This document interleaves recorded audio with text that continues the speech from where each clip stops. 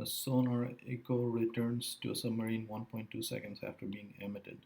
What is the distance to the object creating the echo? Assume the submarine is in ocean, not in fresh water.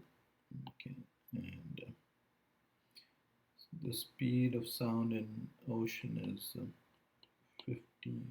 30 meters per second. Okay, so here is the sub, here is the object.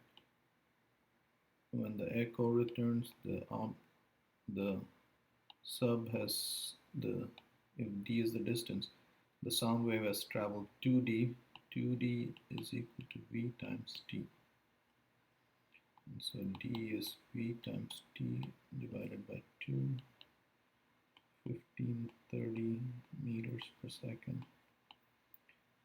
And it took 1.2 seconds for the echo to return divided by 2. And so this works out to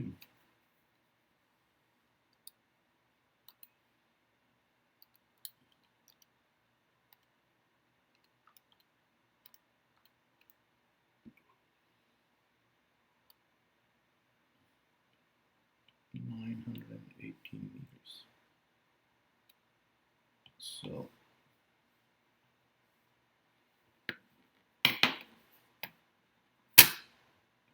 the object is 918 meters away.